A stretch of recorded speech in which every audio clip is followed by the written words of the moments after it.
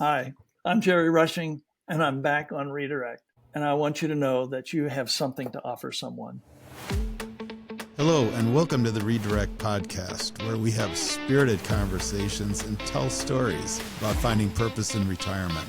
For us, retirement isn't an ending, it's a beginning.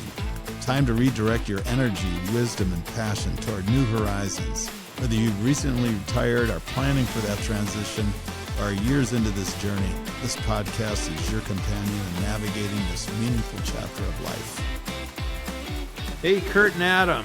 Welcome to another Redirect Podcast. So good to be with you guys, as always.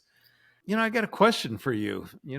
Have you ever had, a mentor, or have you, for work or managing your life, or, even a mentor for your family life?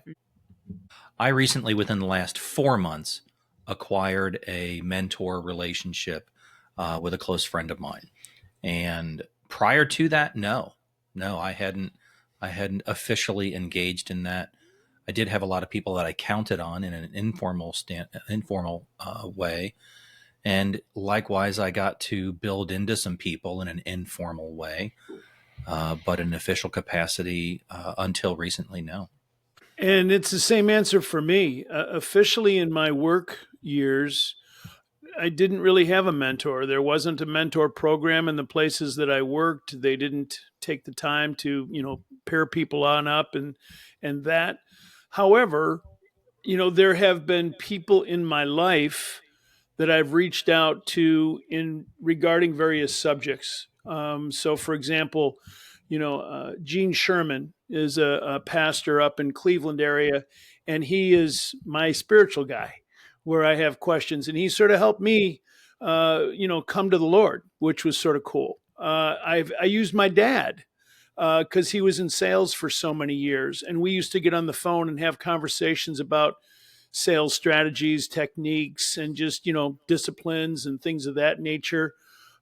So I have pulled some people from various backgrounds to provide insight and guidance to me, but I've never had anything in a mentor, legitimate mentor role. I think when I think about mentor mentee, I never really had an official I was never a mentee, so to speak.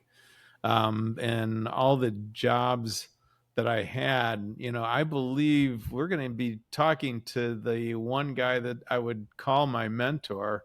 But I think, as Jerry knows, it was always questions that came up, or I needed to talk to him about something, and primarily work related, generally, sometimes not, but for the most part, kind of informally, but not anything official.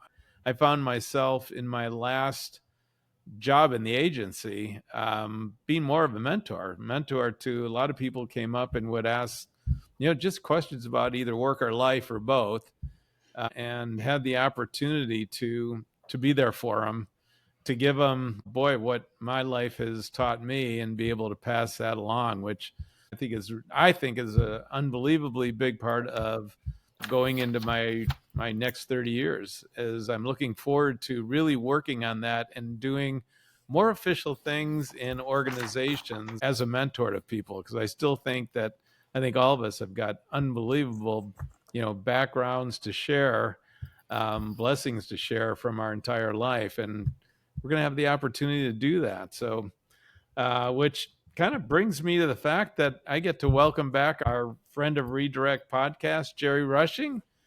Jerry's been a very close friend of mine and has been a mentor of mine, the only person I really call a mentor for many, many years. As you may recall, we had Jerry on the Redirect Podcast on episode 12, entitled Staying Relevant, which we have referenced many times in our other episodes. And this episode, continues to grow in great popularity. Jerry's the founder of North Star Consulting Group, where he consulted with business management teams and strategy development for over 30 years. He doesn't look a day over 32. Since retiring 6 years ago in 2019, Jerry still finds time to work with a select list of clients.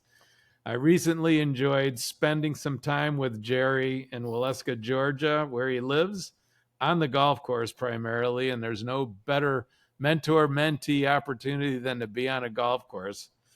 It was there we decided to invite Jerry back to the show, and this time to talk about mentorship versus coaching and its connection to purpose.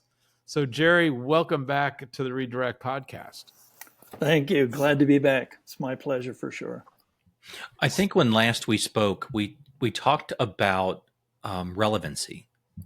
And isn't this really just an extension of that conversation?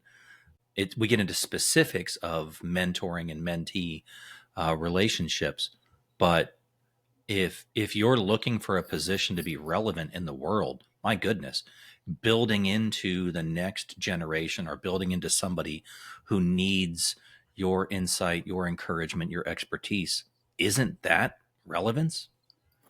Adam, you articulated it very, very well.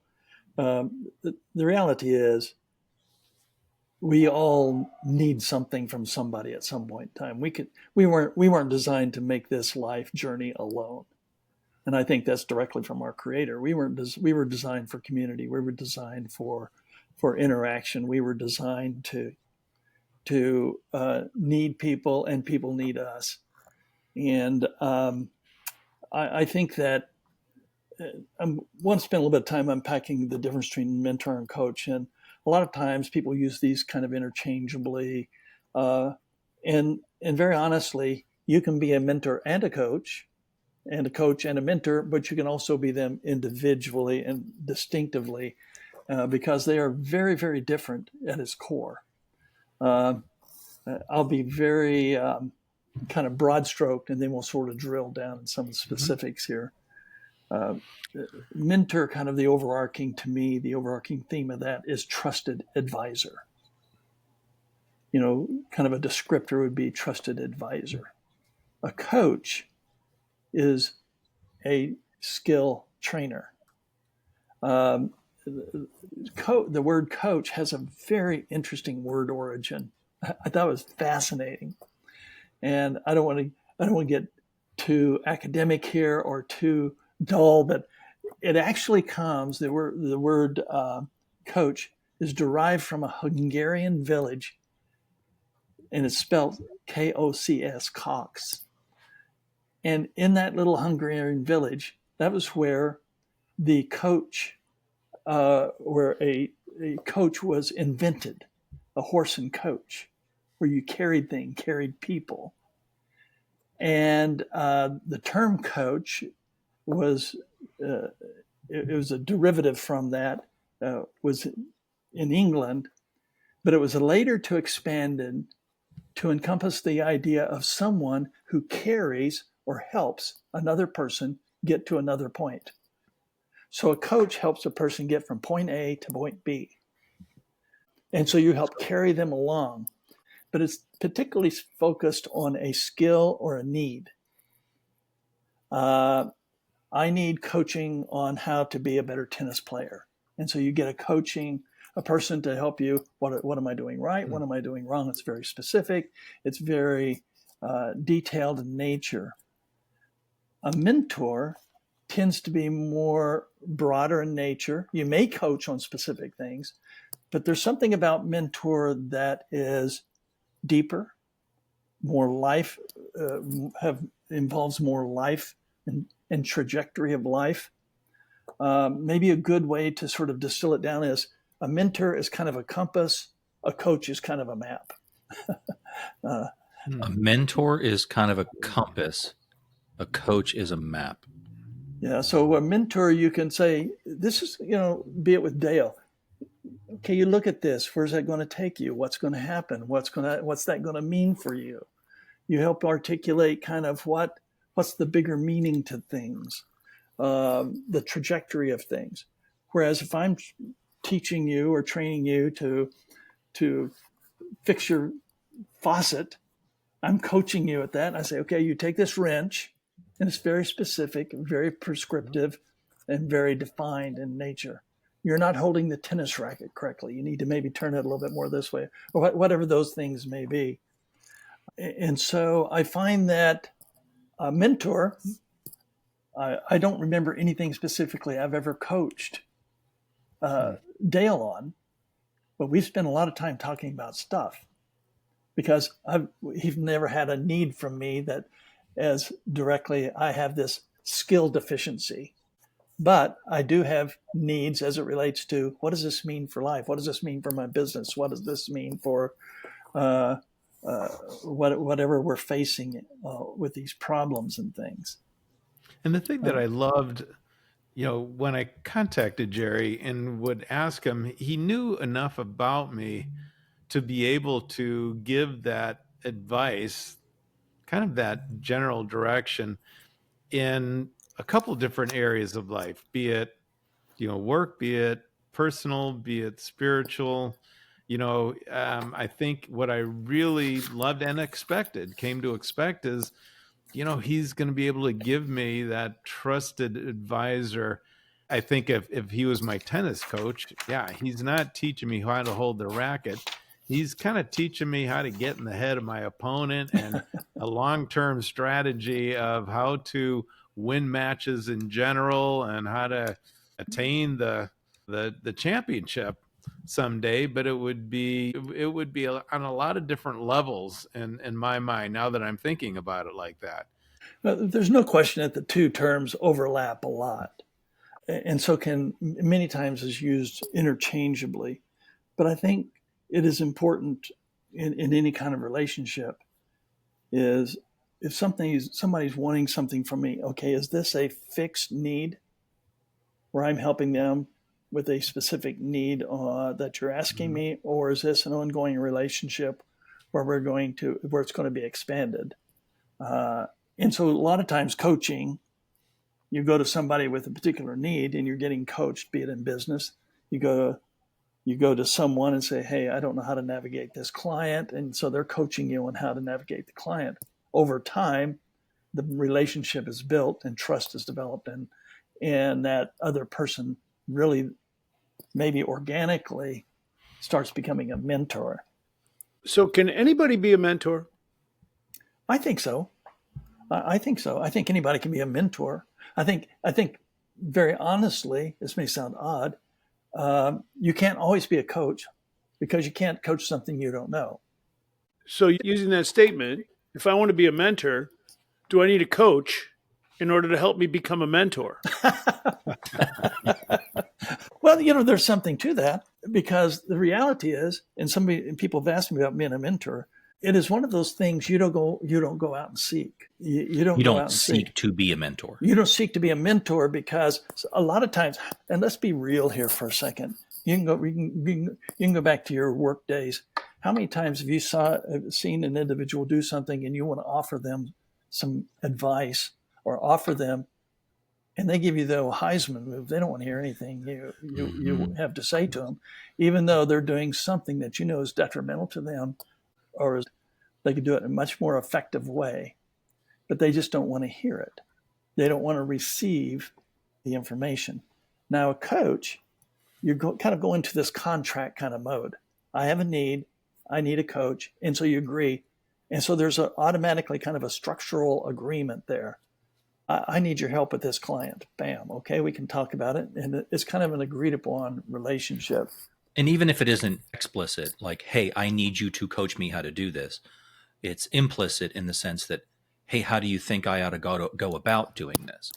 Exactly right. And then tends to be structure around coaching in the sense of, well, we can get together. Let's see how it goes after your client meeting. We can talk about it. There tends to be, well, try this, try that.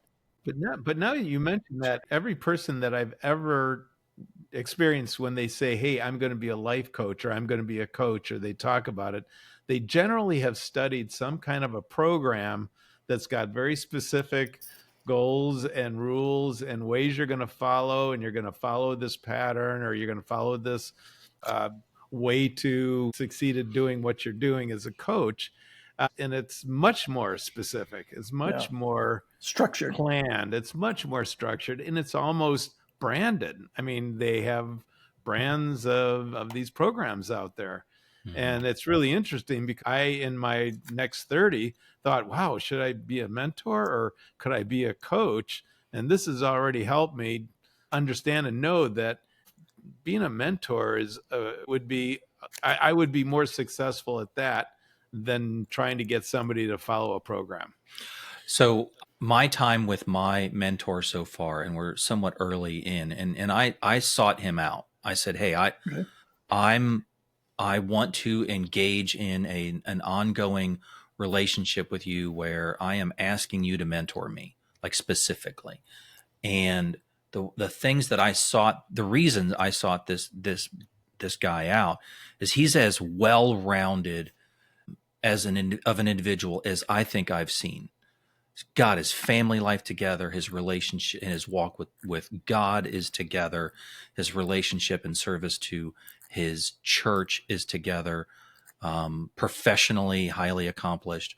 So he can advise me, give me insights on how to accomplish in all sectors. I feel like I hit the lottery that I have access to this guy.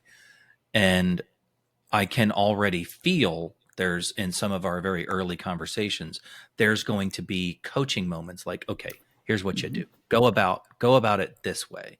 Don't be afraid to go after or slow that down a little bit. I can already feel that that's what's happening. When I think about that, Adam, too, is, and when you mention that, I think you're relying on the person, to talk about how did they handle it. And give me the process that, and that's much more of trusted advisor. It's not, I'm going to tell you to do this, but I think what I would expect from my mentor is, gee, Jerry, what did you do? Did you ever face this, and how did you handle it? Mm-hmm. Yeah. Which was a really great way of being that person for me. Adam, did you have a relationship with this person before? Yes. I've only known him for all in all probably a year and a half.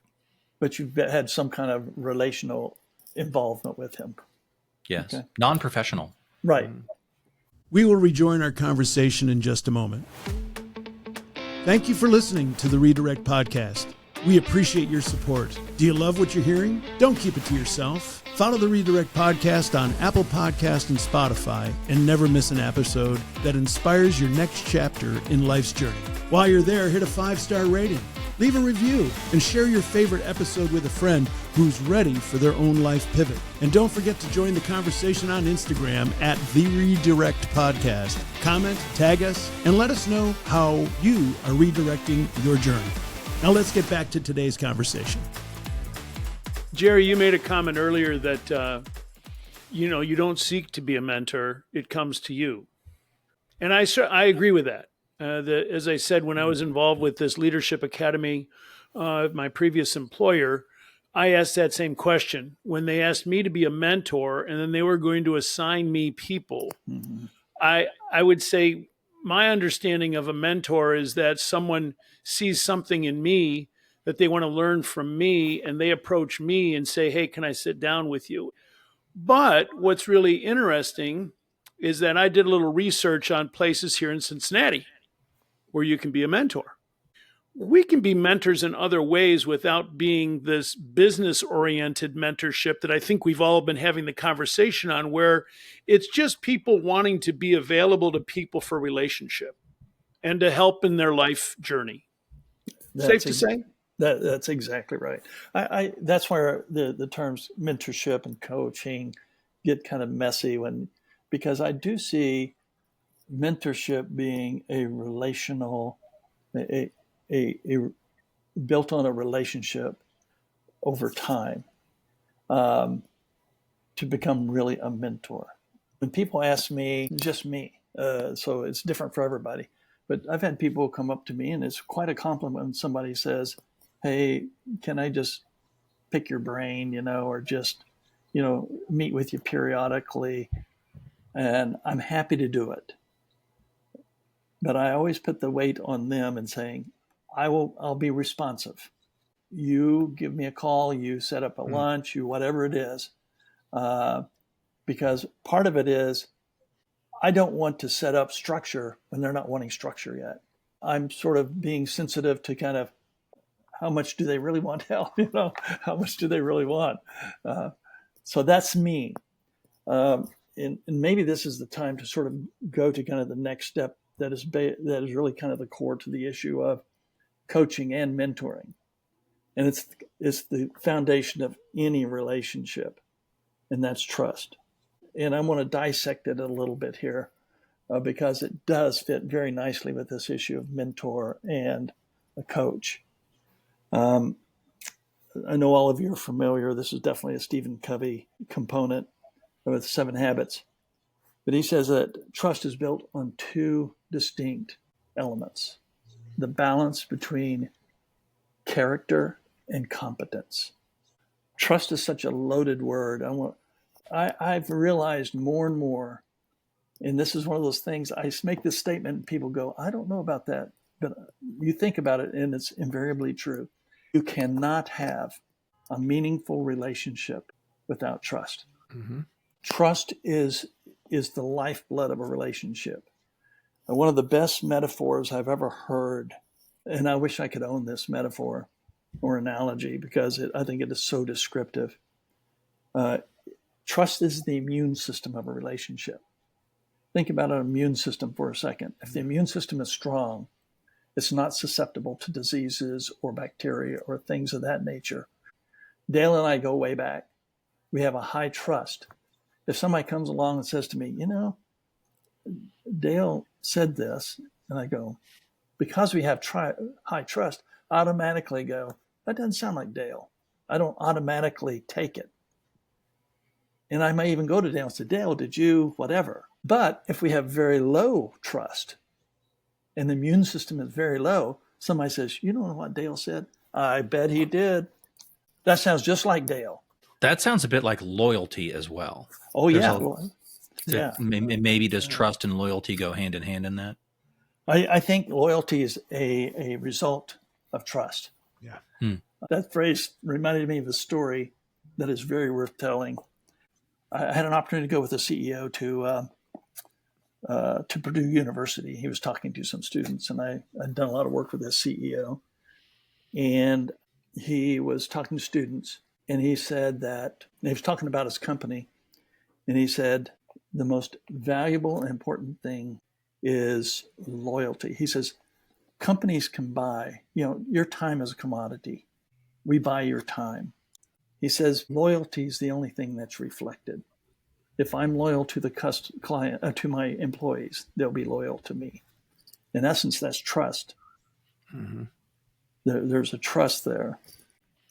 On this issue of character and competence, let's just take competence for a second. Competence is needed for a coach. Mm-hmm. Do they have the skill? Okay, competence is based on, does the person have the knowledge and skill? Number one. Do they have good judgment? Think about people you've worked with. They have the knowledge and skill, but they don't have good judgment sometimes when situations arise. Do they do what they say? Are they able to pull it off? So if I'm going to go to someone about coach me on my golf game, I want to know if they're good at it. Are they competent? Setting aside character for a minute, are they competent? Do they know golf? Do they know how to translate to me information that's going to be helpful to me in this skill that I need? And if they're over time, I see that what they say fits what I need, I can see them as very competent, and I really trust their ability to coach me. So competence in that regard, competence feeds trust. Well, one layer of trust. Yes, one layer of trust. It does, because they're very confident. Mm-hmm. I trust what they are telling me. Now, character is more about who they are as a person. That's based on things like integrity. Do their actions match their words? Are they a good person? Are they only self-interested, or are they interested in me and really care about me? It's about who they are as an individual. I could go to a coach. I can go to my golf coach, and he happens to be a good guy with character too. But at that point, I'm not as interested in his character. I'm interested in, can he teach me to play golf? Now, somebody else, if I'm going to ask about a life situation, or we're going into a tournament of some sort, can I trust that he's not going to cheat on me? And the balance of those is the highest form of trust. You see the difference? Yeah. It's very distinct. As we proved about 20 minutes ago, I think. Absolutely correct. Absolutely correct. So Once again, topical. I just asked my wife. So Jerry, let's get into some nuts and bolts. Let's say you happen to be of the age in which you're striving for relevancy. You figure you have some insight, some knowledge, some approaches to life, whether that be wisdom earned over trials and errors or wisdom earned by gift of God. You've got a wisdom to give, and you've got a lot of successes and failures to draw from. How do you put yourself in an environment where people are going to try to draw from that well? I think two things. One is you have to have kind of a generous mindset in just in life in general. I'm willing to give of myself, time, energy, effort, so on and so forth, not just when it's convenient to me. So you have to have kind of a heart and mindset of giving. I think there's a lot of people out there, and a lot of people maybe that will be listening to this podcast that say, I feel like I have something to offer, but is there someone who's going to listen to me? And I think there's a risk on both parts here. One, in taking yourself, Adam, you had to take the risk of asking, would you be willing? Mm-hmm. There are times when people who feel like they have something to offer, they have to take the risk of putting themselves out there and say, hey, I've noticed this. I'm more than happy to give you any assistance or feedback if you're interested. But you take the risk of them sort of nicely or sometimes not so nicely saying no. Mm-hmm. But isn't that life? If you really is something important to you, there's going to be a level of risk. For example, myself, people ask me, and I said I put the burden on them to call me. But if they even reach out the slightest, I have to be very responsive. I feel like it's my responsibility to then feed that relationship. It's building trust. But there is a risk on both people's part, asking for or offering. And let's jump to the other side of the coin, whether it's a young person or not, right? Just a person who needs some coaching, needs some mentoring, whether that's professional or in life. I think there's a deficit, and maybe this is just my own perception, and I welcome the whole clan to the conversation about the social media generation, let's call them. Let's throw them all in that big bucket and, hey, kids, get off my lawn, all of that stuff, right? There's an isolation that comes from that. There's an isolation from society. There's an isolation from potentially personal development. And there's an isolation from being around people from whom you can draw that into that well, so to speak. How do we as a group, and you, Jerry, specifically, encourage people to go seek mentorship if it's true that the mentee should be the initiator? How do we encourage, or what advice do we give to potential mentees? I think that there has to be much more intentionality in helping people understand our need for each other. First of all, I think that has to be a mantra, ongoing life value that we articulate. Even when I'm dealing with kids now, or young people, or young adults, that the gravitational pull is to the isolationism. I mean, how many times have all of us sort of got sucked into the reels, and you spend, my goodness, it's 30 minutes have passed. And I think this constant encouragement of humanity and need for each other, need for the physical contact, need for the emotional contact, need for the intellectual contact, we can't neglect that. And then the willingness to offer. If there's a young person, find out what's important to them as avenues to make that connection. The thing that came to my mind, Adam, when you brought that up, which I think is a great question, is the ability to understand or know or have experienced relationships. I don't know how you enter into a mentor-mentee relationship without either the mentee having enough confidence in a social setting or whatever setting it is to be able to reach out and say, there's something this other human might be able to help me with. And then a mentor who understands, who may have had a life of relationships. I mean, I'll be the first one to admit that that was one thing I thought I was really good at in my career, was developing relationships, be they business, turn them into personal, become family, whatever that is. But having that experience, I don't know how the relationship goes without both knowing how to have a relationship. My fear that, gosh, if I never picked up a phone and asked a girl out on a date and got told no, like we used to have to do, that was just learning. This is relationships. This is what life is about. This is being able to take rejection, but knowing that there's another number you can call, but that was all part of developing an ability to relate to other human beings. And I wonder about the future of mentor mentee when either one side or both doesn't have a good solid base in how to relate to other humans. It's a good question. So, Jerry, I want to ask this question, since we're the Redirect podcast and our target audience are those that are pre-retirement or in retirement, that, going back to your relevance episode, I'm going to rattle off a couple of things here that were your words. During that time period, there's a layer that we have to figure out, and that's our identity. All right. And then purpose is another layer to identity. We ask questions. What's our value? Do we matter? Do we have something to offer? What is our worth? How can we contribute? Do we have significance? Do I fit in? Now, you also said buy into that you have something to offer. So here I'm a gentleman. I'm a person in my pre-retirement or in my retirement years. Obviously, whatever my background is, I have expertise in that background. And so again, it's the competency versus the character aspect.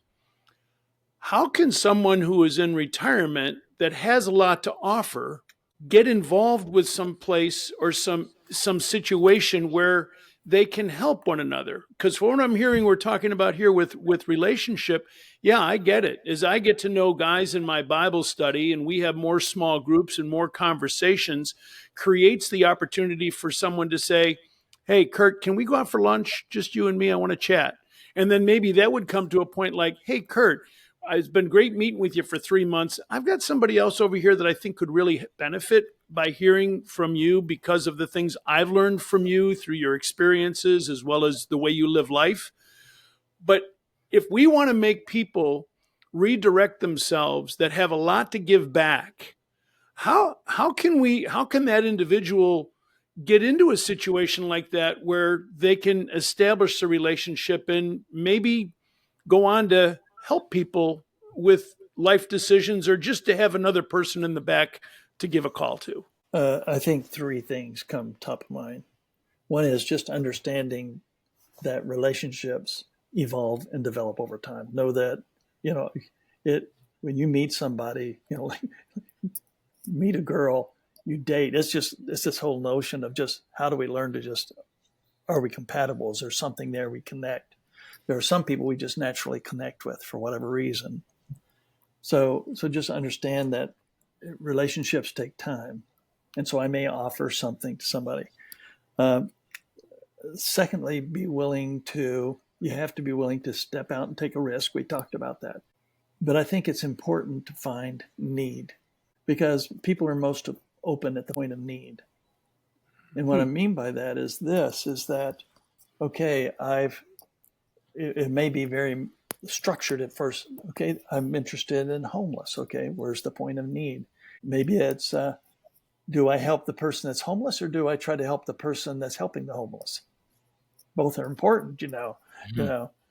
You go back to young people, and how do we build a bridge there? Find out what a need is. I don't know how to get to this. People are open at a point of need. And then you start just sowing those seeds. You just be who you are. You lean into it. You take the risk. You don't get pushy. You're available. You do the things that make it fertile ground for a relationship. You invite openness. And that takes time. Are you familiar with the phrase reverse mentorship? I'm not. That's interesting. I read this in a Forbes article, and I found it interesting. And this article said that you can do a thing called reverse mentorship, where let's say I would approach the younger person and say, "Hey, I need some help on how to get my microphone to work on my podcast." And as a result of that, that person's teaching me, coaching me, which then creates the relationship, which then develops some trust. And all of a sudden, then we get into more conversations where then he might be asking me questions about how did you handle getting into the work world or whatever it might be, the topic and such. And I found that reverse mentorship idea as a very cool way in which to get yourself out there, to take a risk, get in front of somebody, to learn something from them, which they could learn from you. I have a take on this. So it is a sign of strength and an offering of trust to put yourself out there to ask for help from someone. Nothing garners trust like being asked for help.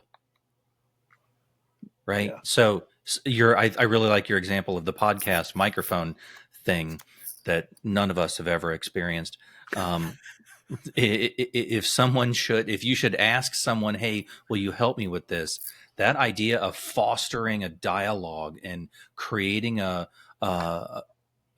mutually beneficial relationship where we can share with and from and to each other, I think is brilliant. Yeah. Yeah, I think that whole notion is absolutely wonderful. And the interesting thing about it is, it's still at the same point that I pointed to a while ago, and that's need. Mm-hmm. Need is the open door. You just reversed it. Need is the open door. And if you look at kind of that scenario at that elementary stage, you're really asking for coaching. Help me understand this issue of the microphone. Help me understand this technology. They're coaching you. But then that leads to relationship, which then leads to mentorship. A lot of times things start with coaching because you're asking for something a need skill, something very generic, something very sterile in nature. It's not even relational at all. Yeah. Nothing at risk as far as my emotions or anything like that. There's no risk there because it's something very sterile, tangible, mechanical in nature. But once you get into that coaching, then you're automatically into the relational dynamics, which, if God willing, they grow and they become something substantive and meaningful and powerful for everybody. Because the mentor gets just as much out of the relationship as the mentee. Jared, bring us home. We've been in a lot of different places here. Talked a lot of different things, and when I talked mentorship, it was kind of the first time when Jerry and I talked about it. He brought in coaching, and fascinating to think about both. Well, for anybody listening out there, the only thing I would just encourage you is this: you are built to give. We are built to give. We're not built to be reservoirs. We are built to be streams. And in things that are most alive are things where there's a through line. Well, the saddest things I ever saw in life, I went to West Virginia, and there's a little town in West Virginia called War, West Virginia. It's really struggling. That's the very heart of the Appalachian. And one of the things that was like an arrow through the heart, they said, war is at the end of the road. Everything ends here. And it dawned on me that if it were a road through war, new freshness would go through. We need an outlet. It's the essence of life is that we are conduits of. And so you have to think in terms of, okay, how do I open myself? How do I take that risk? How do I, not being pushy, just offering. Number 2, look for need. Their part, your part. It's like any relationship, you nurture it. You sow the seeds, and it is just amazing how you will end up impacting people you don't know, and that people impact you that you didn't realize too. Thank you so much for speaking with us today.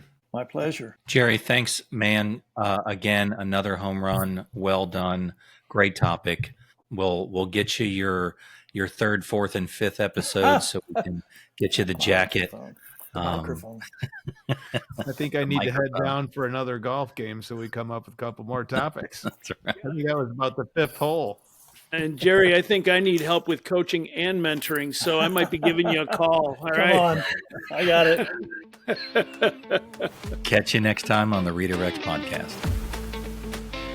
Catch up on all the Redirect Podcast episodes on Spotify and Apple Podcast. To begin your redirect journey, head over to redirect-u.com. Want to connect with the Redirect team? Feel free to email us at info@redirect-u.com. Remember, there's purpose in your life, so find it and go do something about it.